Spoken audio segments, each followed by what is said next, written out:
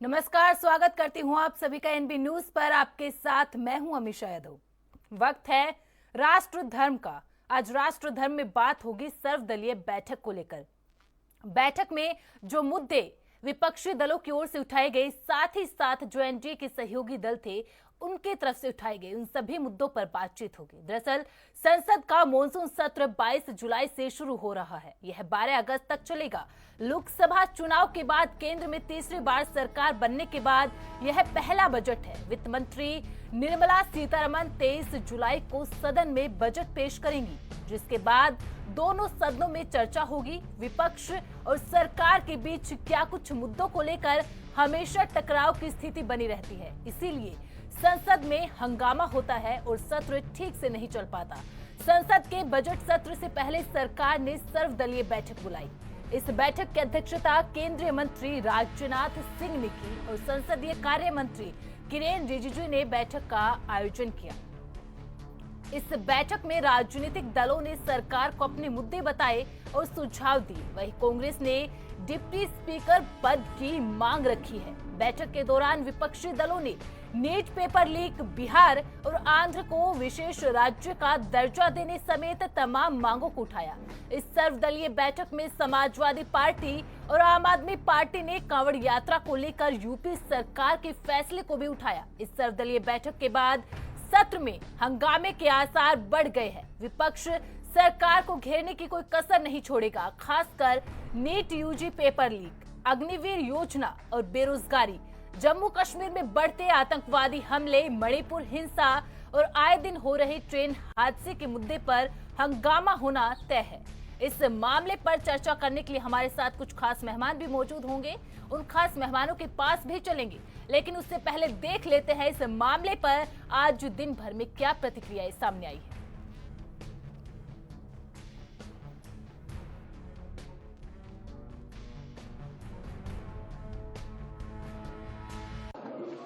हमारा बहुत उपयोगी चर्चा हुई। मैं सबसे पहले जितने पॉलिटिकल पार्टीज के पार्लियामेंट में फ्लोर लीडर्स हैं उनको धन्यवाद देना चाहूँगा, जो आज मीटिंग में पार्टिसिपेट करके बहुत अच्छे सुझाव भी दिए हैं। कुल मिलाकर के 44 पार्टीज का, भारतीय जनता पार्टी को मिला करके 44 पॉलिटिकल पार्टीज का पार्टिसिपेशन आज ऑल पार्टी मीटिंग में हुई। टोटल 55 लीडर्स इंक्लूडिंग मिनिस्टर्स, रक्षा मंत्री जी जो हमारा डिप्टी लीडर है लोकसभा में, और आज के मीटिंग को जिन्होंने चेयर किए हैं, हमारे सदन के नेता राज्यसभा में आदरणीय जेपी नड्डा जी, और मैं और अपने दोनों राज्य मंत्री पार्लियामेंट्री अफेयर्स के अर्जुन मेघवाल जी और एल मुरुगन जी, हम लोगों ने टोटल, और चिराग पासवान जी अपने दल के नेता के हिसाब से उन्होंने अटेंड किए हैं। तो 55 कुल मिलाकर के लीडर्स का आज बैठक हुई। हमने डिटेल में सारा पॉलिटिकल पार्टी के फ्लोर लीडर से उनका मत को लिया, सुझाव को लिया, हमने नोट किया और आग्रह भी किया कि हम मिलके बजट सेशन को अच्छी तरह से हम चलाएंगे। ऑल पार्टी मीटिंग में कई सारे मुद्दे उठाए गए और खास तौर से जांच एजेंसियों का जो दुरुपयोग हो रहा है विपक्ष के नेताओं पर, जिसकी सबसे ज्यादा भुक्तभोगी पार्टी आम आदमी पार्टी है। हमारे मुख्यमंत्री को जेल में डाल रखा है, शिक्षा मंत्री को जेल में डाल रखा है, स्वास्थ्य मंत्री को जेल में रखा है। ये सारा मुद्दा ऑल पार्टी मीटिंग में हमने सामने रखा कि विपक्ष के नेताओं पर जिस तरह से ईडी का, सीबीआई का, इनकम टैक्स डिपार्टमेंट का दुरुपयोग हो रहा है, इस पे सरकार, ये पीएमएलए का जो एक ईडी को पूरी तरीके से दानवी ताकत दे दी गई है, इसको वापस लिया जाए और इन नेताओं पे जो कार्रवाई हुई है उसको खत्म किया जाए। दूसरा विषय, बजट को लेके मैंने दिल्ली का और पंजाब का इशू भी उठाया। देखिए, बजट अभी आने वाला है, लेकिन पहले ही मैं बजट लीक कर सकता हूं, और दिल्ली के मामले में तो मैं लीक कर सकता हूं। 325 करोड़ से ज्यादा हम लोगों को नहीं मिलेगा। पिछले 9 साल से 325 करोड़ मिलता है दिल्ली को। लाखों करोड़ का टैक्स हम लोग देते हैं, लेकिन 325 करोड़ से ज्यादा नहीं मिलता, वो मुद्दा उठाया। इसके साथ साथ जो आज की तारीख में एक बर्निंग इश्यू है कि आपने एक ऐसा फरमान जारी कर दिया जो हिटलर के शासन में होता था। यहां कोई नाजीशाही थोड़ी चल रही है, हिंदुस्तान में लोकशाही है, लोकतंत्र है। आपने आदेश हम लोगों ने खास करके विशेष राज्य का दर्जा मिले बिहार को, ये डिमांड हमारी पार्टी की शुरू से रही है और हमारे मुख्यमंत्री इसको लेकर के नीतीश कुमार जी गांधी मैदान से लेकर रामलीला मैदान तक बड़ा बड़ा रैली किए पहले। ये हम लोग का डिमांड है, लेकिन अगर टेक्निकली सरकार को लगता है कि इसको देने में कोई समस्या है तो बिहार को विशेष पैकेज मिले, ये हम लोगों ने डिमांड रखा है। दूसरी बात, हम लोगों ने बिहार के में फ्लड को लेकर के रखा कि उत्तर बिहार हर एक साल फ्लड में डूबता है। हजारों करोड़ सरकार का जो डेवलपमेंट में खर्चा हो सकता था वो फ्लड में चला जाता है। और इसमें सबसे बड़ा वजह है जो इंटरनेशनल बॉर्डर से जो पानी आता है नेपाल साइड से, अब उनसे तो भारत सरकार ही बात करके इस प्रॉब्लम को रिजॉल्व करेंगे। और जब तक ये रिजॉल्व नहीं होता है तो बिहार के टेरिटरी में क्या काम हो सकता है वो सरकार को इनिशिएट करना चाहिए। भारत सरकार ने अपना टीम भी भेजा है, उसने रिपोर्ट भी दिया है। इस बार के बजट में हम लोग की अपेक्षा है कि उसको जरूर संज्ञान में भारत सरकार लेगी। तो यही मेनली दो मुद्दा हम लोगों ने रखा है। उठाया गया जिसमें नाम रखने की बात की गई है कि नाम अपने डिस्प्ले किए जाएं, इसको समाजवादी पार्टी ने उठाया। आपने भी क्या इस मुद्दे को उठाया? हाँ, हमने भी उठाया है। हमने कहा है कि कोई सरकार संविधान के खिलाफ ऑर्डर पास करती है तो भारत सरकार को उसका नोट लेना चाहिए, उनके पास अख्तियार है। ये इस तरह से जो ऑर्डर निकालकर आर्टिकल 17 का वायलेशन है संविधान का, अनटचेबिलिटी को प्रमोट कर रहे हैं, राइट टू लाइफ के खिलाफ है, आप लाइवलीहुड के खिलाफ है, आर्टिकल 19 के खिलाफ है। और ये आप होते कौन है भाई? आप किस बुनियाद पर ऑर्डर निकाल रहे हैं? और आपके ऑर्डर निकालने से मुजफ्फरनगर इतने ढाबे में मुस्लिम एम्प्लॉयज को निकाल दिया गया है। जो मुसलमान के ढाबे थे वहाँ कोई जा नहीं रहा है खाना खाने के लिए। अब ये कहाँ रुकेगा? कल कोई मुसलमान बोलेगा रमजान में 30 दिन रोजे रखता हूँ, 15 घंटे में पानी नहीं पीता हूँ, पानी मत पिलाइए किसी को। ऐसा कर सकते क्या आप? और किस बुनियाद पर आप KFC को, मैकडॉनल्ड्स से इतनी मोहब्बत कैसा होगी आपको? उनको कहा जा रहा है क्या? तो ये सिर्फ नफरत की निशानी है। मुसलमानों के खिलाफ खुली डिस्क्रिमिनेशन किए जा रहे, अपार्थाइड है। ये तो क्लियर कट अपार्थाइड है। और हम विकसित भारत की बात कर रहे हैं या फिर हिटलर की भारत की बात कर रहे हैं? सरकार ने कोई आश्वासन दिया? नहीं, सरकार ने आज सर्वदलीय बैठक में जिस तरह से विपक्ष ने अपने सारे मुद्दे उठाए, चाहे वो नीट पेपर लीक का मामला हो, ट्रेन हादसे हो या फिर विशेष राज्य का दर्जा देने की मांग हो, और इन्हीं सब मुद्दों पर, इन्हीं सब सवालों पर जवाब लेंगे। और इन सभी मुद्दों पर चर्चा करने के लिए हमारे साथ कुछ खास मेहमानों का पैनलिस्ट भी जुड़ चुका है। तो चलिए आपको तारुफ करवा देती हूं। हमारे साथ बीजेपी प्रवक्ता आविरल मलिक जुड़े हुए हैं, कांग्रेस के प्रवक्ता रतन तिवारी जी, राजनीतिक विश्लेषक आनंद त्रिपाठी जी हमारे साथ जुड़े हुए हैं, तो वही जेडीयू के प्रवक्ता मनोज दास मनु जी हमारे साथ जुड़े हुए हैं। सबसे पहले तो आप सभी मेहमानों का बहुत बहुत स्वागत है एनबी न्यूज पर। सबसे पहले मलिक साहब आपसे शुरुआत करूंगी आज की जो चर्चा है उसकी। सर, बीजेपी की टेंशन तो जेडीयू ने बढ़ा दी है, साथ ही साथ जो विपक्षी दल है उन्होंने कह दिया है कि जिस तरह से जेडीयू और बाकी जो बिहार की जितनी भी राजनीतिक पार्टियां हैं उन सभी ने स्पेशल स्टेटस की मांग की है बिहार के लिए, और इसके बाद एनडीए के अंदर, सरकार के अंदर कहीं ना कहीं खींचतान दिखाई दे सकती है। जी नहीं, देखिए एनडीए के अंदर ये खींचतान की बात है। जी जी, मेरी आवाज आ रही है आप तक? जी जी जी, देखिए एनडीए के अंदर जहां तक खींचतान की बात है तो किसी प्रकार की कोई खींचतान एनडीए के अंदर नहीं है, इस बात को समझ लेना चाहिए। जिस प्रकार से भारतीय जनता पार्टी के संबंध में कहा जा रहा है, उत्तर प्रदेश का भी जिक्र कई बार किया जाता है कि अंतरकलह है, दो फाड़ है, ये सब नाटकबाजी विपक्ष कर रहा है, कांग्रेस पार्टी कर रही है, और इससे कांग्रेस को कोई फायदा नहीं होगा, बल्कि 99 से 9 पर जरूर पहुंच जाएंगे। अगले लोकसभा चुनाव में 99 से 9 पर पहुंच जाएंगे।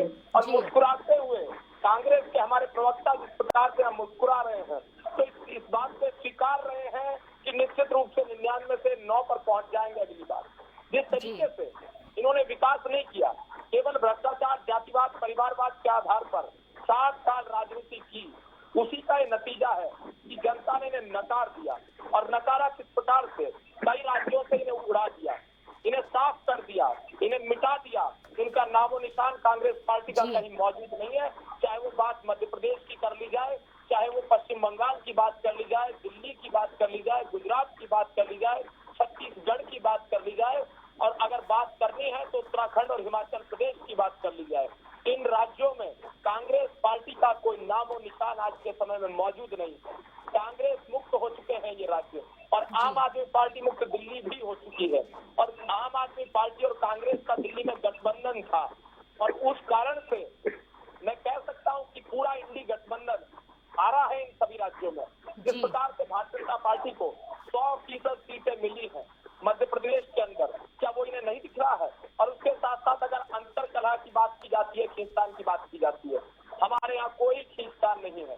रतन तिवारी जी, आपसे मैं जानना चाहता हूँ, सबसे अच्छी वॉशिंग मशीन लेकर आपके अंदर अरविंद केजरीवाल बैठे हुए हैं इंडी गठबंधन में। बहुत महंगी वॉशिंग मशीन है, अच्छा वॉशिंग पाउडर है। अब मैं बताता हूँ किस प्रकार से, जिस तरीके से उनके द्वारा एक डायरी दिखाई जाती थी, वो डायरी लेकर घूमा करते थे, कहते थे मायावती भ्रष्टाचारी है, मुलायम सिंह भ्रष्टाचारी है, कपिल सिब्बल, पी चिदम्बरम, गांधी परिवार पर आरोप लगाते थे, अनगिनत आरोप, शीला दीक्षित को जेल भिजवाने की बात कहते थे, कांग्रेस को भ्रष्ट बताया करते थे।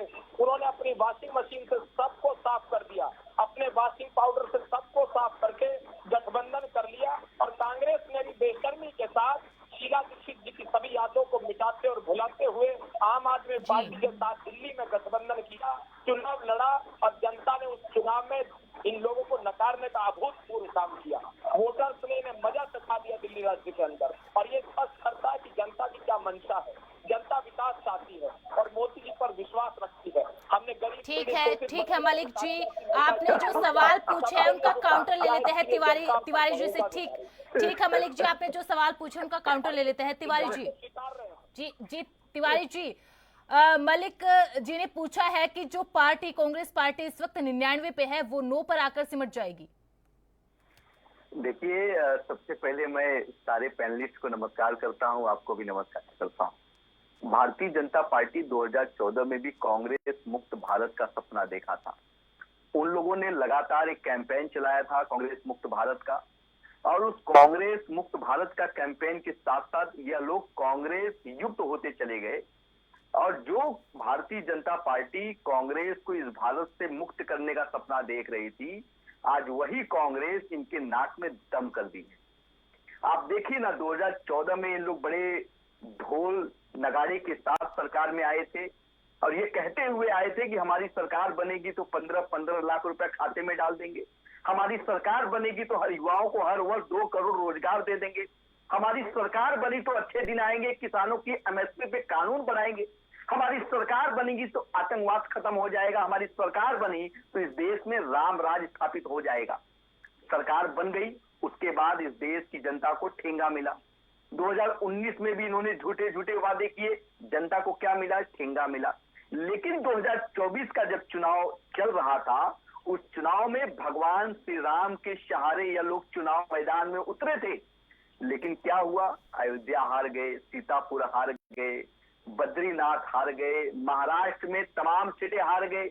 तो उत्तर प्रदेश ने इनको नकार दिया, महाराष्ट्र ने इनको नकार दिया, साउथ में तो पूरी तरीके से इनको उखाड़ के फेंक दिया। यह कह रहे थे हिमाचल में इनका नामो निशान नहीं। अरे भैया, हिमाचल में तो हमारी सरकार है। आप कह रहे थे गुजरात में भी आपको नकार दिया। अरे गुजरात में भी हमने 1 लोकसभा सीट जीत ली। आपने कहा यहाँ नहीं है, वहां नहीं है। कांग्रेस पार्टी कहाँ नहीं है वो बताया जाए। देखिए, आप अविरल जी बहुत अच्छा बोलते हो, मैं आपका सम्मान करता हूं, लेकिन आपको ये बताना पड़ेगा, पेपर लीक के जो मुद्दे हम उठा रहे हैं सदन के अंदर, उस पर जवाब देना होगा। ये जवाबदेही आपकी है। और आपको ये भी बताना होगा कि आपकी जो योगी सरकार ने जो नया कानून बनाया है कि दुकानदारों को नेम प्लेट लगाना होगा। अरे भैया, आपके ही सहयोगी, एनडीए के सहयोगी जयंत चौधरी ने आपकी सरकार पे उंगली उठाई है। वो कहा है टी शर्ट पे भी और कुर्ते पे भी क्या लिखवाना पड़ेगा हाथ मिलाने के लिए। तो कहीं ना कहीं विपरीत बुद्धि विनाशकारी, कहते हैं ना, विनाशकारी विपरीत बुद्धि, उसके हिसाब से सब कुछ चल रहा है। और आने वाले समय में मैं निश्चित तौर पे ये कह देता हूं कि आने वाले समय में 2 से 3 महीने का इंतजार करिए। मैं बार बार कहता हूं ये सरकार जो बैसाखी पे चल रही है वो सरकार गिर जाएगी। जी ठीक है तिवारी जी। मनोज दास जी, सबसे पहले आपसे पूछना चाहूंगी, जेडीयू को क्या चाहिए, स्पेशल स्टेटस या स्पेशल पैकेज? सबसे बड़ी बात यह है कि हमारा जदयू का जो है कि विशेष पैकेज और स्पेशल स्टेटस, जी ये विशेष पैकेज की मांग तो शुरू से ही हम लोग करते रहे हैं और शुरुआत भी हम ही लोगों की तरफ से है, कोई दूसरे दल ने उस समय शुरुआत नहीं किया था। जब हम बिहार में एनडीए के बीजेपी और जदयू साथ थी, तो हमारा तो मांग ही है कि बिहार को विशेष राज्य का दर्जा देना चाहिए। उसमें हमारा यही चीज कहना है कि जिस तरह से भी हो, कोई भी नियम अगर उसको बनाया जा रहा है तो उसको देखा जाए, नहीं तो बिहार के विकास के लिए जो हमारा स्टेटस होना चाहिए, जो आज नीति आयोग ने बिहार के बारे में जो अपनी रिपोर्ट दी है, उस आधार पर अगर हमें स्पेशल स्टेटस नहीं मिला या कोई विशेष सहायता नहीं मिली तो हम फिर बिहार के विकास को रुक सकती है। तो हमारा तो मांग तो है कि बिहार को विशेष राज्य का दर्जा प्राप्त हो। अब विशेष के राज्य की दर्जा जो प्राप्त हो तो उसके लिए तो जो भी दल है, जो भी सरकार है, सरकार के नियम कानून के अनुसार उसको जा सकता है। लेकिन विभिन्न क्षेत्रों में बिहार के विकास के लिए तो कोई न कोई स्पेशल पैकेज, स्पेशल स्टेटस अगर आ जाता है तो अच्छी बात है, नहीं तो स्पेशल पैकेज हो कोई, हम ये हमारी मांग है तो मांग तो हम करेंगे ही ना। तो दूसरी बात ये है कि हमारा जो आज आपका है, आपने कहा कि विपक्ष के नेताओं ने इस सवाल को उठाया, तो विपक्ष के नेता उस समय कहाँ थे? विपक्ष के दल जब 10 वर्षों तक कांग्रेस की यहाँ सरकार बैठी हुई थी, उस समय तो इनके मुंह से एक बार भी बिहार को विशेष पैकेज मिले या विशेष राज्य का दर्जा मिले, इस विषय पर नहीं गए। अब नीट की बात कर रहे हैं, लगता है कि कोई पढ़े लिखे नहीं है क्या? नीट को जब माननीय उच्चतम न्यायालय देख रही है, उसका अंतिम फैसला आना है, तो इस विषय पर सरकार क्या कर सकती है? तो इसलिए इन सब सवालों पर देखिए, विपक्ष की मंशा शुरू से ही रहती है कि किसी तरह लोकसभा को बाधित किया जाए, जो जनता के प्रश्न है, जो जनता की समस्या है, उसको अनदेखा किया जाए और इस तरह के चलते रहे, कोई बात पर किसी बात पर ये चलता हो। और अगर आज विपक्ष के लोगों ने बिहार के विशेष राज्य का दर्जा का अगर प्रश्न उठाया है तो ये उनको अपनी इज्जत बचाने के लिए आज वहां पर सामने आए हैं, क्योंकि विपक्ष में खास करके कांग्रेस को तो बिहार के विशेष राज्य मिलनी चाहिए, ये बात कहने में भी शर्म आनी चाहिए, क्योंकि 10 वर्षों तक इस दौरान कांग्रेस शासन काल में रही है। बाकी हमारा मांग है, हम मांग तो करते ही रहेंगे और हमें विश्वास है कि माननीय प्रधानमंत्री जी जदयू के जो ये पुराना मांग है और इसमें बीजेपी का भी शामिल है, इस पर कोई न कोई मतलब मनोज दास जी, अगर स्पेशल स्टेटस नहीं दिया जाता है तो स्पेशल पैकेज से जेडीयू काम चलाएगी, क्योंकि जेडीयू के ही नेता है संजय कुमार झा, उन्होंने तो कह दिया है अगर स्पेशल स्टेटस नहीं मिलता है, टेक्निकली कुछ हो जाता है, प्रॉब्लम ऐसी क्रिएट हो जाती है, अगर नहीं दिया जाता है तो हम स्पेशल पैकेज की मांग करेंगे। इसका मतलब ये है अगर जेडीयू की जो मांग है स्पेशल स्टेटस की, अगर वो नहीं मिलती है तो जेडीयू फिर स्पेशल पैकेज की मांग करेगी। सर एकदम इसमें मैंने शुरू में ही आपको कहा कि हम लोग किसी भी तरह गठबंधन जो हमारा है, हम बतासा के लिए मंदिर को नहीं तोड़ना चाहते हैं। हमारा उद्देश्य है, हमारी मांग है, हम ये चाहते हैं कि बिहार का विकास हो विभिन्न क्षेत्रों में। और आज जब नीति आयोग का रिपोर्ट आया हुआ है तो हमें पूर्ण विश्वास है कि अगर विशेष राज्य का दर्जा देने में केंद्र सरकार के पास किसी भी तरह का प्रॉब्लम होगा तो जिन जिन क्षेत्रों में हमारा बिहार के विकास के लिए काम चल रहा है, चाहे वो सड़क का हो या मेट्रो का हो या स्वास्थ्य का हो या शिक्षा का हो, इन सब क्षेत्रों में विशेष पैकेज जरूर केंद्र सरकार देगी और इसको स्वीकार करने में हमें कोई हिचक नहीं होगी पार्टी को। ठीक है मनोज जी। आनंद जी, मैं जब लोकसभा का सरकार बनने के बाद जब पहला सत्र का आगाज हुआ, राष्ट्रपति मुर्मू के अभिभाषण पर जब धन्यवाद प्रस्ताव दिया जा रहा था, उस समय देखा विपक्ष ने किस तरीके से हंगामा किया, वेल में आकर नारेबाजी की, वॉकआउट कर गए। और ना केवल लोकसभा बल्कि राज्यसभा में भी इसी तरीके का नजारा देखने को मिला था। और आज जब सर्वदलीय बैठक में जितने भी मुद्दे विपक्ष ने उठाए हैं, उन सभी को देखकर ये लगता है कल जो लोकसभा का मॉनसून सत्र शुरू होने जा रहा है वो हंगामेदार रह सकता है। सर, निश्चित तौर पे इसमें कोई संदेह नहीं है। आज जो सर्वदलीय बैठक सरकार ने बुलाई थी, ये एक रस्मी बैठक है। हर सरकार, हर जो लोकसभा का जो ये आहूत की जाती है जब बैठक, उसके पहले सरकारें करती रहती हैं। वो ये एक रस्मी बैठक है जिसमें सभी पार्टियां जो हिस्सा ले सकती हैं जाती हैं, कहती हैं। लेकिन जो बातें इस बैठक में जिस तरीके से माहौल सद्भावपूर्ण रहा, हमको उम्मीद नहीं लगती है कि संसद में भी वही माहौल बना रहेगा। संसद में निश्चित तौर पर राष्ट्रपति के अभिभाषण जैसे प्रस्ताव पर जो हंगामा देखने को मिला वो बड़ा ही अपने आप में अभूतपूर्व था। तो उस हंगामे के बाद ऐसा लगता नहीं है कि बहुत ज्यादा कोई अपेक्षा है कि संसद शांतिपूर्ण ढंग से अपनी मान्य परंपराओं के साथ और नियमों के साथ संचालित हो पाएगी।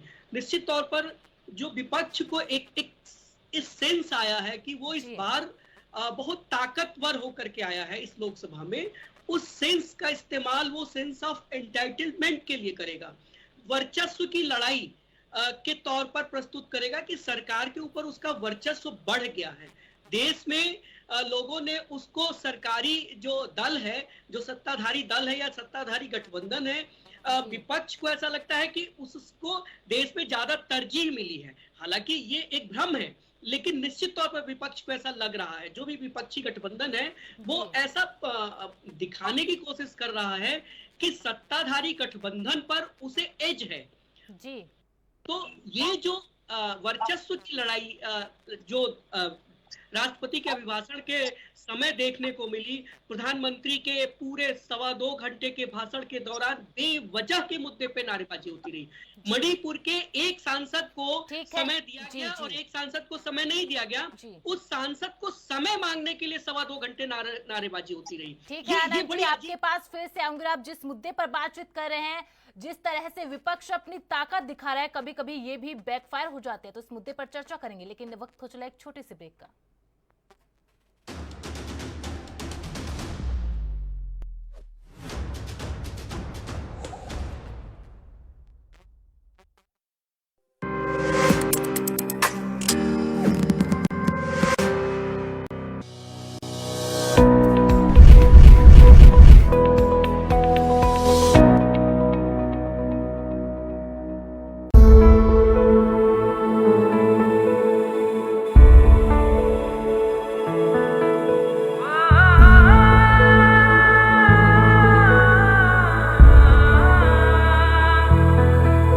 हरियर छत्तीसगढ़ रहे, खुशहाल मेरा घर रहे।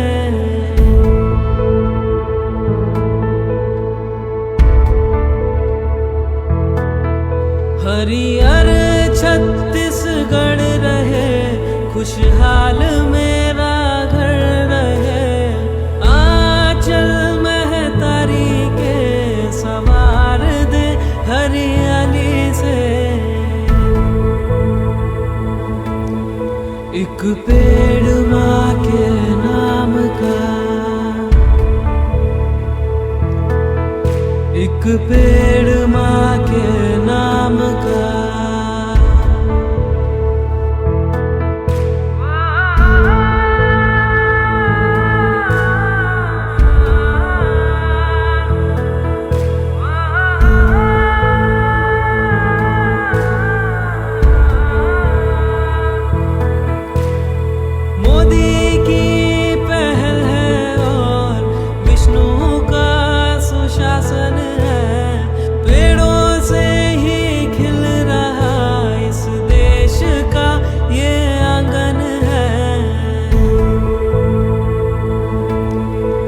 एक पेड़ माँ के नाम का,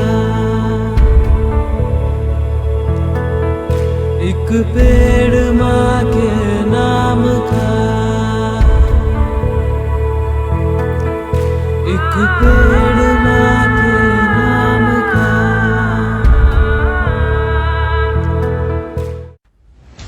नहीं दबेगी कोई आवाज, हटेगे पर्दे सामने आएगा हर राज। वो छिपाते हैं हकीकत, उनकी सच्चाई सामने लाते हैं हम। इसीलिए एएनबी न्यूज पर भारत को है नाज। उत्तर प्रदेश की राजधानी लखनऊ से मैं जितेंद्र सिंह, हिमाचल की राजधानी शिमला से एएनबी न्यूज के लिए मैं टीना ठाकुर, छत्तीसगढ़ की राजधानी रायपुर से मैं अखिलेश तिवारी।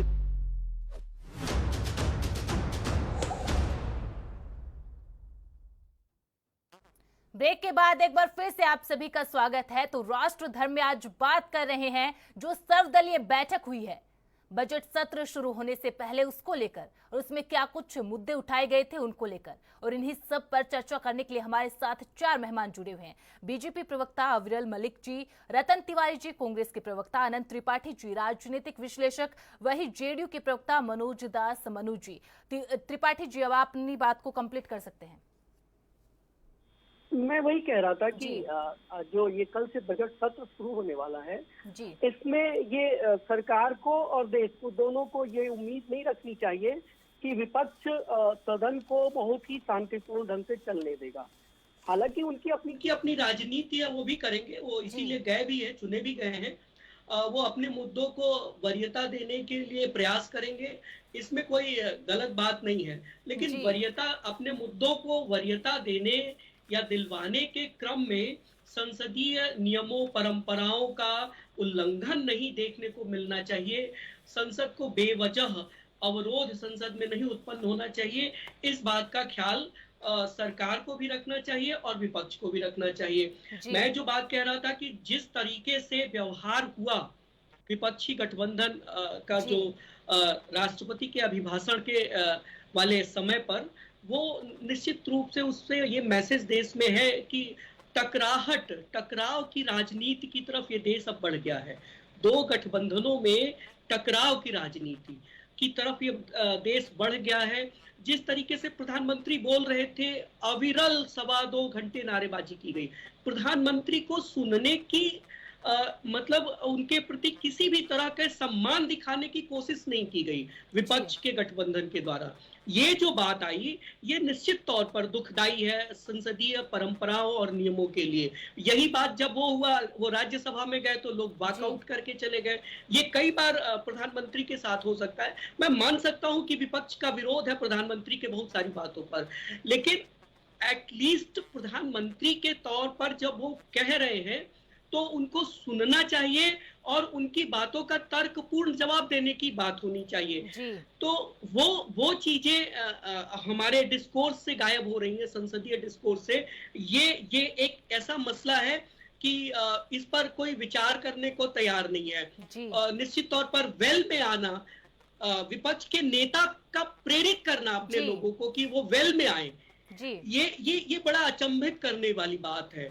विपक्ष के नेता को ये देखना पड़ता है कि उसके सांसद मान्य परंपराओं का पालन करते हुए अपनी बात रखें, विरोध दर्ज कराएं, स्ट्रांग विरोध दर्ज कराएं, जोरदार विरोध दर्ज कराएं, लेकिन ये नहीं कि मान्य परंपराओं, नियमों और सारी चीजों को ताक पर रखने की कोशिश की जाए। सत्ता पक्ष को मैं ये कह सकता हूं कि वो उसके पास तो कोई आवाज नहीं रह गई है, सिवाय 1-2 नेताओं को छोड़ करके सत्ता पक्ष एकदम से ऐसा मुझे लगा। जो राष्ट्रपति जी का अभिभाषण प्रस्ताव हुआ था उसमें ऐसा लगा कि सत्ता पक्ष में कोई है ही नहीं है। उनके पास 292-93 सदस्य नहीं है, बल्कि 10-20 सांसद हैं और बोलने वाले 1-2 लोग हैं। बाकी विपक्ष ऐसा लग रहा था कि 234 की बजाय वो 434 है। वो जिस तरीके से व्यवहार कर रहे थे सदन में और अपने वर्चस्व को स्थापित करने की कोशिश कर रहे थे। अब लोकसभा में चूंकि लाइव प्रसारण होता है तो वहां भी नेता उसको एक मीटिंग के तौर पर, पब्लिक मीटिंग के तौर पर लेते हैं और संसद में अपनी संसदीय गतिविधियों को भी अपने वोटरों को एड्रेस करने का एक साधन बना ले रहे हैं, जो कि सही नहीं। जी त्रिपाठी जी, बिल्कुल आपने जो कहा कि राहुल गांधी एलओपी लीडर है, लीडर ऑफ अपोजिशन है, ठीक है, वो जनता के मुद्दे उठाए, नीट का मुद्दा उठाया, बहुत वाजिब मुद्दा था, और साथ ही साथ पूरे विपक्ष को रिप्रेजेंट कर रहे हैं। तो किस तरह से रिप्रेजेंट करते हैं वो भी महत्वपूर्ण हो जाता है, क्योंकि ताकत के आवेश में आकर आप कहीं ऐसे शब्दों का इस्तेमाल ना कर दे, ऐसे व्यवहार ना कर दे जिसके बाद वो जो मुद्दे हैं या जो व्यवहार है या जो शब्दावली है वो आप पर ही बैकफायर कर जाए। उसके बाद तिवारी जी आपके पास आऊंगी, मैं काउंटर लूंगी आपसे। निश्चित तौर पर ये देखिए, मैं मानता हूं कि राहुल लगातार मेहनत कर रहे हैं। 2014 में उन्होंने मेहनत की, 2019 में तो प्रधानमंत्री पद के दावेदार थे ऑफिशियली तौर पर अपनी पार्टी की तरफ से। ठीक है, नहीं जीते, हार गए, वो कोई बात नहीं है। फिर उन्होंने अपने को पीछे किया। अब 2024 में थोड़ी ताकत देश ने उनको दिया है। अब ऑफिशियल तौर पर वो इस बार विपक्ष के नेता के तौर पर हैं, जिसका दर्जा केंद्रीय मंत्री का होता है और एक प्रधानमंत्री के समानांतर होता है। तो निश्चित तौर पर राहुल को मेरा मतलब, मैं सुझाव नहीं कोई दे रहा हूं, कांग्रेस बुरा मान जाएगी, लेकिन मैं ये कहना चाहता हूं कि उनको अपने जो व्यवहार है, जो पूर्व में संसदीय व्यवहार रहे हैं, उसमें निश्चित तौर पर उससे अलग व्यवहार की तरफ जाना चाहिए। ये ठीक है, वो सत्ता को घेरे, उनका काम ही यही है। विपक्ष का काम क्या है? सत्ता को घेरना, सत्ता के जो नीतियां हैं, कार्यक्रम है, उसका तर्कपूर्ण जवाब देना और देश को बेहतर नीतियों और कार्यक्रम के लिए समाधान प्रस्तुत करना देश के सामने। ठीक, ये बेसिक विपक्ष का काम होता है। लेकिन सत्ता को काम ही बोलने ही ना देना, सत्ताधारी दल को लगातार बाधित करना, ये बहुत गरिमापूर्ण काम नहीं मेरी समझ में। ठीक है तिवारी जी, लोकसभा की या फिर राज्यसभा की सदन की जब कार्यवाही होती है तो उसको शांतिपूर्वक तरीके से चलाना केवल सत्ता पक्ष की जिम्मेदारी नहीं बल्कि विपक्ष की भी जिम्मेदारी होती है। वॉकआउट करना, वेल में आके नारेबाजी करना, हंगामा करना, हुटिंग करना, सर इस तरह तो सदन की कार्यवाही कभी चलेगी नहीं, नाकाम होगा कुछ। देखिए, इसके पूर्व में भी जब हमारी यूपीए की सरकार हुआ करती थी तो किस प्रकार एक सिलेंडर वाली बाई सिलेंडर लेके सदन के अंदर आ जाती थी और सिलेंडर के ऊपर बैठकर वो सरकार से सवाल पूछती थी कि ये 300 वाला सिलेंडर इतना महंगा क्यों है। जब हमारी सरकार हुआ करती थी तो यही भारतीय जनता पार्टी के लोग जब विपक्ष में हुआ करते थे तो सरकार को चलने नहीं देते थे, सदन को चलने नहीं देते थे, बहुत बड़े बड़े सवाल पूछते थे। यहां तक कि हमारे पूर्व प्रधानमंत्री डॉक्टर मनमोहन सिंह जी को मौनी बाबा कहा जाता था, उनको क्या क्या कहा जाता था। लेकिन आज देख लीजिए, आज वो सरकार में है, हम विपक्ष में है। आज हमसे तो चिंता तो बनती है ना। राहुल गांधी जी अगर पेपर लीक, तिवारी जी आप ये कहना चाहते हैं अगर जब आपकी सरकार थी, यूपीए की सरकार थी, उस दौरान विपक्ष ने जिस तरह से रवैया अपनाया था, अब वही रवैया हम लोग अपनाएंगे? बिल्कुल। देखिए, मेरा कहने का मतलब ये है कि आज जब आप विपक्ष में थे तो सरकार से सवाल पूछते थे तो हम जवाब देते थे, लेकिन आज हम सरकार में नहीं हैं, विपक्ष के भूमिका में हैं और हम आपसे पूछते हैं कि भैया वो 300 वाला सिलेंडर 1100-1200 में क्यों बिकता है, उसे कम करिए। महंगाई आसमान पे क्यों है, उसे कम करिए। युवाओं को रोजगार दीजिए। तो तमाम ऐसे सवाल हैं, किसानों को लेके हैं, महिलाओं को लेके हैं, तो सरकार से हम पूछेंगे। और सरकार हर मुद्दे पे विफल रही है और विफल यूं रही है कि देश की जनता ने तो फैसला सुना दिया। प्रधानमंत्री खुद बनारस से हारते हारते बचे हैं। जो सरकार भारतीय जनता पार्टी 303 के आंकड़े को पार करके बैठी थी, आज देश की जनता ने 240 पे लाके बैठा दिया और इस कदर बैठा दिया वो बैसाखी के सहारे चल रहे हैं। हमारे मित्र एक दास जी बैठे हुए हैं, उनको मेरी बात अच्छी नहीं लगती होगी क्योंकि आज वो एनडीए के साथ हैं। जब वो हमारे साथ हुआ करते थे, जब इंडिया अलायंस के मुख्य धारा को लेके चल रहे थे, जब पटना में वो मीटिंग कर रहे थे नीतीश कुमार की अगुवाई में, तो यही हमारे मित्र हैं जो कहते थे भारतीय जनता पार्टी को और आरएसएस को हम देश से मुक्त कर देंगे, भारतीय जनता पार्टी को नस्त नाबूद कर देंगे। लेकिन आज देख लीजिए, वही जिन्हें भारतीय जनता पार्टी पलटू राम कहती थी, वो भारतीय जनता पार्टी के साथ खड़े हैं। लेकिन मैं बार बार कह रहा हूं, अभी भी कह रहा हूं कि आप देख लेना 2 से 3 महीने में चंद्रबाबू नायडू, माननीय नीतीश कुमार जी भारतीय जनता पार्टी को अलविदा कह के कांग्रेस पार्टी की इंडिया अलायंस में आएंगे। ये मैं बार बार कह रहा हूं, आप इस चैनल पे मेरी बात को रिकॉर्ड करके रखिए। ये नीतीश कुमार हैं, वो बिहार को बनाने के लिए, बिहार को संवारने के लिए वो किसी भी के साथ जा सकते हैं, ये मुझे पूरा विश्वास और भरोसा है। और आपको मैं अंतिम बात कर दूं, त्रिपाठी जी बहुत अच्छे जानकार हैं, मैं उनकी बात को मैं कभी रिएक्ट नहीं करूंगा, मैं उनका बड़ा सम्मान करता हूं। अविरल जी कह रहे थे सारे भ्रष्टाचारी, अरविंद केजरीवाल जी भ्रष्टाचार के आरोप लगाते थे। अरे भैया, अरविंद केजरीवाल को तो छोड़ दीजिए ना, आपके प्रधानमंत्री आदरणीय नरेंद्र मोदी जी भोपाल से कह रहे थे एनसीपी का 70,000 करोड़ का घोटालेबाज। अरे वो तो आपके साथ उप मुख्यमंत्री बैठा है। आपके ही प्रधानमंत्री कह रहे थे धनंजय मुंडे, छगन भुजबल, प्रफुल्ल पटेल, भावना गौली, प्रताप सरनाईक, वो सारे के सारे लोग आपके साथ हैं।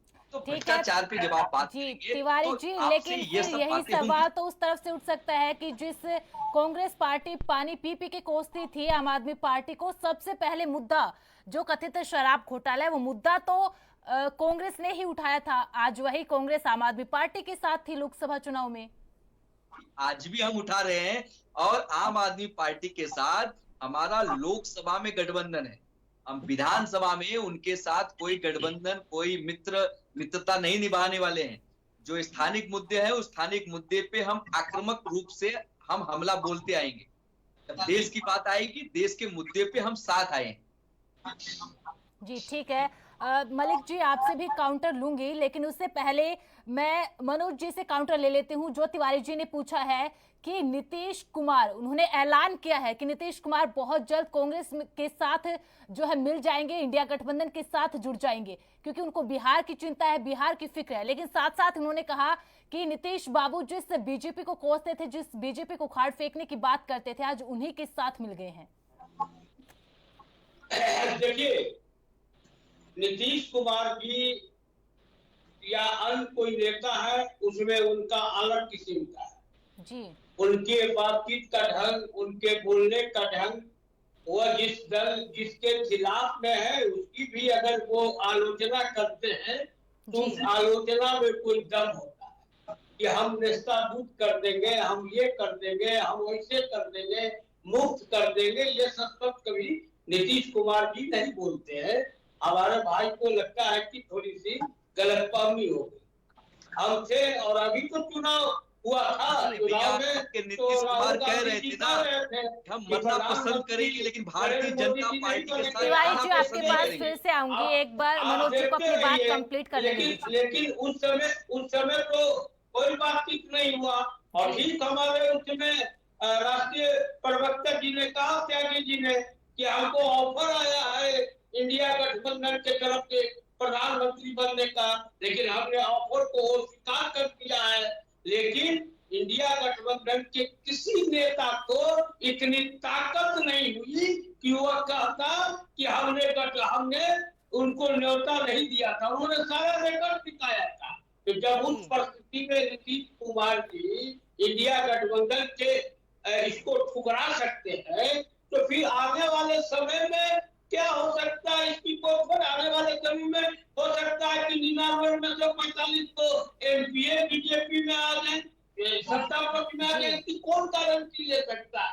कोई नहीं गारंटी ले सकता है कि भविष्य में क्या होगा। लेकिन इतना तय है कि इंडिया गठबंधन के साथ जाने का अब तो सवाल नहीं उठता है। हमारे तो कांग्रेस के साथी ऐसे बोल रहे थे कि देश की जनता ने उनको 99 दे दिया तो पूरे देश का समर्थन दे दिया। बैसाखी की बात करते हैं तो फलना की बात करते हैं। अरे आपके पूरे गठबंधन को भी तो बीजेपी से ज्यादा सीट आया हुआ रहता तो हम मान लेते कि आपका ये स्थिति है। लेकिन अब चलिए देखिए, बोलने वालने का समय अब खत्म हो चुका है। अब देश के विकास के लिए हम आग्रह करेंगे विपक्ष के नेताओं से भी कि देश के विकास के लिए सार्थक पहल करें। लोकसभा जो चल रही है उसमें इस तरह के शराबबाजी शोर शराबा न करे, अपनी बात को रखे और सत्ता पक्ष के जो मंत्री हैं उनके बात को सुने, तो ही हमारा देश आगे बढ़ सकता है। न तो ऐसे ही चिल्लाते रहिए। ये तो पहली घटना मुझको लग रहा है कि विपक्ष के नेता अपने सांसदों को कह रहे हो कि बेल में जाए, तो ये सब हिंदुस्तान नहीं होनी चाहिए। हमारा यही इनके साथ विश्वास रहेगा और नीतीश कुमार जी कहाँ जाएंगे उनके बारे में ये सोचना बंद कर दें। कोई इनको फायदा नहीं होने वाला है। जब शुरुआती में उन्होंने लात मार दिया मुख्यमंत्री और प्रधानमंत्री के पद को, तो फिर इनके पास जाने का कोई सवाल नहीं होता। लेकिन मुंगेरी लाल के आखिर सपना देखने की जरूरत है। देखते रहें और समय आएगा सभी का जवाब। जी ठीक है मनोज जी, तिवारी जी आपके पास आऊंगी, लेकिन उससे पहले मलिक जी, तिवारी जी ने तो साफ साफ कह दिया है यूपीए के टाइम पे जिस तरह से विपक्ष ने रवैया अपनाया था उसी तरह से रवैया अब विपक्ष अपनाएगा। जी नहीं, देखिए जिस प्रकार से रतन तिवारी जी के द्वारा कहा जा रहा था जी, हमारे ऊपर ये आरोप लगा रहे थे, लेकिन ये मेरे प्रश्न का उत्तर नहीं दे पाए जो मैंने इनसे सवाल पूछा था आम आदमी पार्टी के संबंध में। लेकिन घबराहट में ये बात को जरूर कह गए कि लोकसभा में हमारी दोस्ती है, लोकसभा चुनाव में हमारी दोस्ती है आम आदमी पार्टी से, लेकिन विधानसभा चुनाव में हमारी शत्रुता है आम आदमी पार्टी।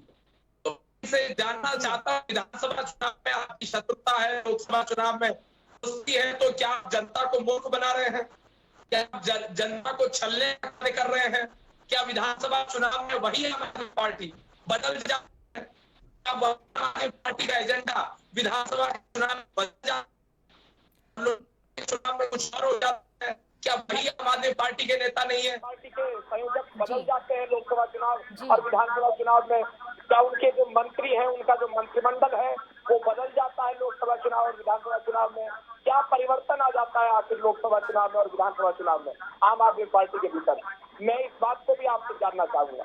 उसके साथ साथ जिस प्रकार से पंजाब में आप अलग अलग लड़ते हैं चुनाव, दिल्ली में गठबंधन कर लेते हैं, तो क्या जनता को नहीं ठगा जा रहा है? जनता को छलने का कार्य नहीं किया जा रहा है? इस बात को भी जनता को बताया जाना चाहिए। और उसके साथ साथ जिस प्रकार से गठबंधन के बावजूद जनता ने कांग्रेस और आम आदमी पार्टी के गठबंधन को नकारने का काम किया, इस बात को भी आपको स्वीकारना पड़ेगा। इस तरीके से जनता ने दंड देने का काम किया, इंडी गठबंधन मुक्त दिल्ली का निर्माण किया, इस बात को भी आपको स्वीकारना पड़ेगा। उसके साथ साथ रही बात भ्रष्टाचार की, तो भ्रष्टाचार को स्वीकारने का काम, भ्रष्टाचार का स्वागत करने का काम, भ्रष्टाचारियों को संरक्षण प्रदान करने का काम कौन सी पार्टी करती है, जनता भलीभांति जानती है। और किस प्रकार से आपको चारा घोटाले के विषय में बोलना चाहिए। इंडी गठबंधन के इतने घोटाले हैं, उन पर अगर आप बोलना शुरू करें तो ये पूरी रात आपको कम पड़ जाएगी। इस विषय को आपको याद रखना चाहिए रतन तिवारी।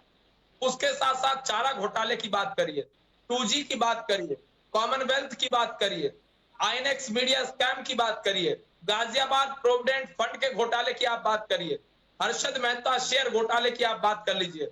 आपातकाल को जिस प्रकार से कांग्रेस के द्वारा लगाया गया उस विषय पर आप चर्चा कर लीजिए। 1975 से 1977 के मध्य में आपातकाल को लागू करके सबको आपने जेल में ठूसा, उसके बाद आप मुस्कुरा रहे हैं, हंस रहे हैं। आपने लोकतंत्र का जनाजा निकाला, लोकतंत्र की हत्या, उसके बाद आप प्रसन्नता जाहिर कर रहे हैं। तिवारी जी और कांग्रेस और सारी विपक्ष तो ये कह रही है कि जिस अजित पवार पर भ्रष्टाचार के आरोप लगाती थी बीजेपी, आज वो एनडीए की सहयोगी पार्टी है। जिस छगन भुजबल पर आरोप लगाते थे, आज वो एनडीए में है। जी नहीं, देखिए किसी भी व्यक्ति को भारतीय जनता पार्टी संरक्षित करने का कार्य नहीं करती जी। कोई भी व्यक्ति भ्रष्टाचार करता है तो निश्चित रूप से एजेंसियां उस पर कार्रवाई करें, उसमें एजेंसियां स्वतंत्र हैं। हमारा इस विषय में कोई रोल नहीं है, कोई दोष नहीं है, कोई योगदान नहीं है, इस बात को याद रखना चाहिए। उसके साथ साथ जिस प्रकार से कन्हैयालाल टेलर की हत्या के विषय पर आपको बोलना चाहिए रतन जी। कश्मीरी पंडितों की कभी याद आपको आनी चाहिए, गिरिजा टिक्कू जी की आपको याद करनी चाहिए जिनकी निर्मम हत्या की गई, और उसके साथ साथ आपको याद करनी चाहिए उन कश्मीरी पंडितों की, उनका दर्द आपको मालूम होना चाहिए। जस्टिस नीलकंठ गंजू जी को आपको याद करना ठीक है, चाहिए, मलिक जी, टीकालाल टपलू जी की निर्मम हत्या को आपको याद करना चाहिए। और मलिक जी जिस ठीक है, प्रकार से आपने जो पूछा आज है आपको उसका काउंटर संविधान ले याद लेते हैं आता है। तिवारी जी से। जी तिवारी जी, देखिए, इन्होंने कश्मीरी पंडितों की बात की, बहुत अच्छा लगा, लेकिन उस समय बीपी सिंह प्रधानमंत्री थे और भारतीय जनता पार्टी उस सरकार को समर्थन दे रही थी जब कश्मीरी पंडितों का नरसंहार हुआ। नंबर 2, उन्होंने कन्हैया लाल का जिक्र किया, लेकिन यह नहीं बताया कि वो कारनामा इनके ही प्रवक्ता नुपुर शर्मा की वजह से हुआ। इन्होंने बताया कांग्रेस पार्टी के घोटालों का नाम तिवारी लिया। जी एक मिनट मलिक जी, एक मिनट मलिक जी, तिवारी जी, लेकिन देखो, जिस वक्त ये हादसा हुआ, जिस वक्त कन्हैया लाल की हत्या की गई, उस वक्त सरकार किसकी थी राजस्थान में? बिल्कुल कांग्रेस पार्टी की सरकार थी। तो सर लेकिन क्राइम को अभी रोकना जब एक आपका हमारे कर्तव्य है या फिर राजपूत विपक्ष करनी का? सेना के अभी हमारे राजपूत करनी सेना को गोलियों से भून दिया गया, उस समय आपने किसकी कहा सरकार? नुपुर शर्मा के कारण हुआ, तो क्या नुपुर शर्मा के कारण आप कह रहे हैं क्या किसी की हत्या जायज है? क्या आप मौन रूप से इस विषय को स्वीकृति दे रहे हैं? ठीक है मलिक जी, तिवारी हम जी तो एक बार आपको जवाब कह दे रहे ले हैं। अपना। मलिक ठीक जी है, सुनिए ना, मलिक जी सुनिए ना, अब मैं आपको बताऊं। आपने भ्रष्टाचार की बात की, लेकिन आपने शारदा चिट फंड का नाम नहीं लिया जिसके आरोपी थे शुभेंदु अधिकारी। आपने मनी लॉन्ड्रिंग का नाम नहीं लिया जिसके आरोपी थे आपके असम के मुख्यमंत्री। और जिस कोयला खनन घोटाले का नाम आपने नहीं लिया जिसमें धनंजय मुंडे और आपके छगन भुजबल आरोपी।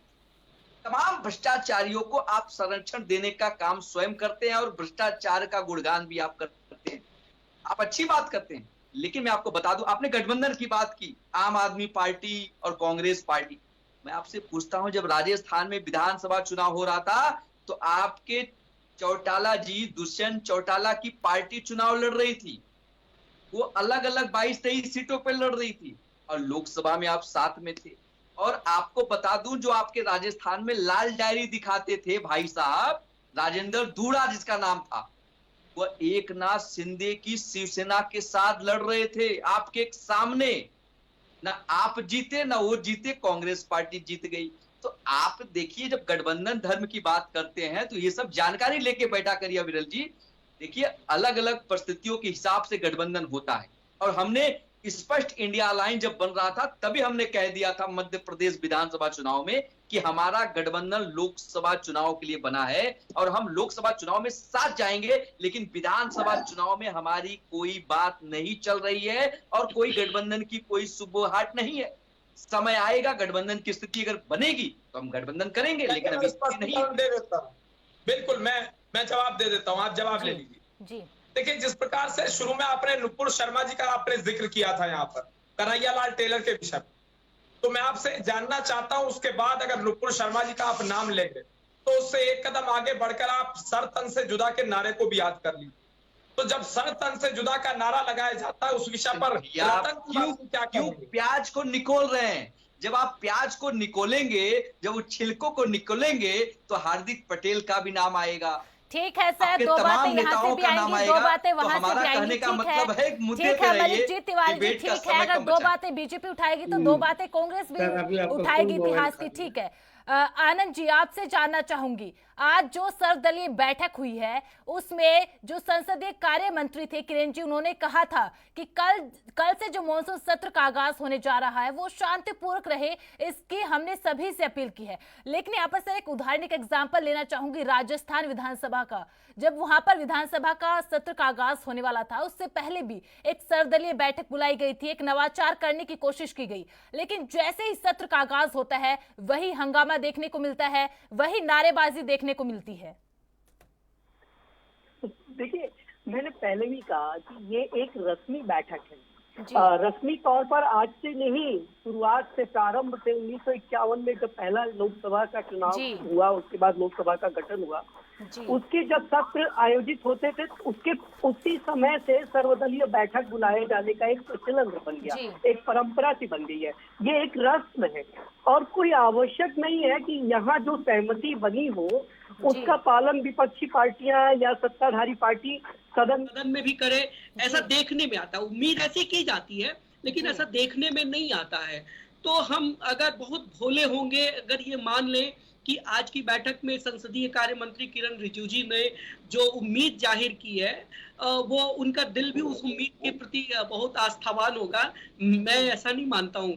वो भी एक शाब्दिक बात कह रहे हैं कि जो बैठक में लोगों ने भरोसा दिलाया विपक्षी नेताओं ने कि वो सब कुछ नियमों और कानूनों और परंपराओं का पालन होगा, लेकिन जिस तरीके से सत्ता पक्ष और विपक्ष में वर्चस्व की लड़ाई छिड़ी हुई है वो राष्ट्रपति के अभिभाषण पे। राष्ट्रपति सबसे गरिमामय पद है भारत में और उनके अभिभाषण पर, ठीक है उनका अभिभाषण सरकार लिखती है क्योंकि राष्ट्रपति की ही सरकार है ये, तो सरकार लिखती है उनके अभिभाषण पर जिस तरीके से परिस्थितियां पैदा हुई वो नहीं होनी चाहिए। और वो दिखा रही है कि जो कल से बजट सत्र शुरू हो रहा है उसमें ऐसे मुद्दों पर टकराव बढ़ेगा।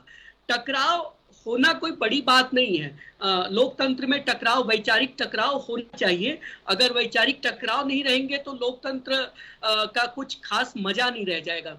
लेकिन वैचारिक टकराव जब व्यक्तिगत और अहंकार के टकराव में तब्दील हो जाता है तो समस्या बन जाती है। और आज भारतीय राजनीतिक दलों में जो वैचारिक विभिन्नता है उस पर वो वहीं तक सीमित नहीं रहते हैं। व्यक्तिगत अहंकार को भी बीच में ले आ रहे हैं नेता सत्ताधारी दल और फिर उसमें अपने निजी अहंकार को शामिल करते हुए उसको आगे बढ़ा रहे हैं। तो जिससे सदन में बहस का स्तर गिर रहा है, सदन में परंपरा टूट रही है। सदन में अब आप देखिए कि ज्यादा हो रहा है कि सदस्यों को निलंबित किया जा रहा है, ये संख्या बढ़ रही है। तो ये सब जो चीजें हो रही हैं ये दुखदाई है। और सबसे बड़ी बात है कि हम आने वाली जो पीढ़ियां हैं जो सदन में आएंगी चुन करके आगे, वो जो आज इस सदन के माहौल को देख रही हैं और तो उससे वो यही सीख रही हैं। तो हम एक जो अपनी आने वाली पीढ़ियों को, सांसदों को, जो भविष्य में के सांसद हैं, जो आज हो सकता है छोटे हैं, बच्चे हैं या एक प्रौढ़ की स्थिति में भी है, तो हम उनको क्या सिखा रहे हैं, क्या शिक्षा देने की कोशिश कर रहे हैं कि सदन कैसे चलता है। ये सदन माननीयों का स्थान है और वो माननीय जो परंपरा और आदर्श प्रस्तुत करेंगे उससे देश में लोगों को सीख मिलेगी। लेकिन बड़ी मतलब अफसोस का विषय है। लेकिन आनंद जी एक बात का यहाँ पे जिक्र भी करना चाहूंगी, जब आज सर्वदलीय बैठक चल रही थी और जब जयराम रमेश से सवाल पूछते हैं जो मीडिया कर्मी थे वहां पर, तो वो संविधान की जो प्रति है, कॉपी है, उसको लहराते हैं, उसके बाद अपनी बात को रखते हैं। इससे तो साफ जाहिर होता है कि संविधान के मुद्दे को कांग्रेस पार्टी कतई नहीं छोड़ने वाली है, जिसका फायदा उसको लोकसभा चुनाव में हुआ था। देखिए अब देखिए क्या कहा जाए, अब हम कहेंगे तो ये पार्टियां उसको अन्यथा लेती हैं। संविधान की रक्षा करने की बात जो कांग्रेस कह रही है किताब उठा करके, उसी किताब का ही तो दुरुपयोग किया था कांग्रेस ने 1975 में इमरजेंसी लागू करके। किसी और देश के संविधान का दुरुपयोग किया था क्या? वो जो 21 महीने इस देश में जलालत झेली है, अपमान झेला है, संकट की बात नहीं मैं कह रहा हूँ, मैं जलालत झेलने की बात कह रहा हूँ, अपमान झेलने की बात। व्यक्ति के तौर पर आप नेस्त नाबूद कर दिए गए थे। इस देश का हर नागरिक व्यक्ति के तौर पर नेस्त नाबूद कर दिया गया था। उसकी रिपोर्ट नहीं लिखी जा रही थी जब तक सरकारी अधिकारी किसी के भी प्रति अगर FIR करने जाता था 21 महीनों के दौरान, तो सरकारी अधिकारी के परमिशन के बाद उसकी FIR होती थी। मतलब उसका नागरिक अधिकार समाप्त कर दिया गया था। वो कांग्रेस ने ही किया था। और किस बात के लिए किया था कि सबके प्रधानमंत्री के अपने लोकसभा के चुनाव को इलाहाबाद हाई कोर्ट ने गलत करार दे दिया था, असंवैधानिक करार दे दिया था। और सुप्रीम कोर्ट में वो गई तो सुप्रीम कोर्ट ने उन्हें कोई रियायत नहीं दी और बोल सा जवाब दे करके कर दिया गया। उन 2 सालों में, उन 21 महीनों में सुप्रीम कोर्ट के 4 सीनियर जजों की सीनियरिटी लांग करके अपनी पसंद का चीफ जस्टिस ऑफ इंडिया बनाया गया। ये किसने किया? तो जो किताब दिखा रहे हैं लोग, उन्होंने ही अतीत में ये सब कर लिया है। तो उनको पता है कि संविधान का किस तरीके से हत्या की जा सकती है, इसलिए वो चिंता दिखा रहे हैं कि कहीं ये सरकार भी हत्या करके हमारी गति दुर्गति ऐसी न कर दे। ये समस्या है। ठीक है आनंद जी। तिवारी जी, जैसा कि आनंद जी ने कहा, ठीक है सदन के अंदर लीडर ऑफ अपोजिशन अब मिल चुका है सदन को, तो ऐसे में वैचारिक टकराव देखने को मिलेंगे। मुद्दे जो उठा रहे हैं वो बहुत वाजिब है, लेकिन बिना वॉकआउट के, बिना हुटिंग के, बिना नारेबाजी के, बिना वेल में आए प्रदर्शन किए बगैर क्या विपक्ष इस संसद की कार्यवाही को शांतिपूर्वक तरीके से चलने देगा? और जो जनता के मुद्दे हैं सर, आप लोग जो विपक्ष के जो लोग हैं या लीडर ऑफ अपोजिशन है एलओपी राहुल गांधी, वो जो मुद्दे उठाते हैं उनका असर भी तो दिखना चाहिए सर। आपके वॉकआउट करने से क्या मुद्दे उतने प्रभावी हो जाएंगे सर? निश्चित तौर पे कांग्रेस पार्टी के नेता विपक्ष आदरणीय राहुल गांधी वो चाहते हैं सदन चले, क्योंकि सदन जब नहीं चलता है तो देश की जनता के पैसे बर्बाद जी। और राहुल गांधी जी हमेशा से चाहते हैं सरकार चर्चा कराए और विपक्ष की जो मांग सरकार सुने, मांगे, सुने और समझे। लेकिन सरकार लगातार तानाशाही रवैया अपनाती है, नेता विपक्ष की आवाज को दबाने का काम करती है, हमारे पूछे गए सवाल का जवाब नहीं देती है। तो कैसे चलेगा? सदन चलाने के लिए सरकार को भी बड़ा दिल दिखाना होगा और विपक्ष तो बड़ा दिल दिखा ही रहा है। तो और सरकार अगर चाहेगी तो सदन चलेगा। त्रिपाठी जी बड़ी अच्छी बात कर रहे थे, इंदिरा गांधी की बात कर रहे थे, इंदिरा गांधी के समय की बात कर रहे थे, अच्छा लगता है सुन के। लेकिन इन्हें ये भी बताना चाहिए कि अभी कुछ महीने पहले श्रीमती सोनिया गांधी जी ने एक बुक में, एक चिट्ठी में उन्होंने साफ तौर पे लिखा, ये बताया कि ठीक है तिवारी जी, समय का थोड़ा सा अभाव है, आपको रोकना चाहूंगे। आप सभी मेहमानों का बहुत बहुत शुक्रिया हमारे साथ जुड़ने के लिए। और आज जो कुछ हुआ सर्वदलीय बैठक में उस पर चर्चा करने के लिए राष्ट्र धर्म में मेरे साथ फिलहाल इतना ही। राष्ट्र धर्म में कल किसी और मुद्दे पर होगी मुलाकात। मुझे दीजिए इजाजत, आप बने रहे एएनबी न्यूज के साथ। नमस्कार।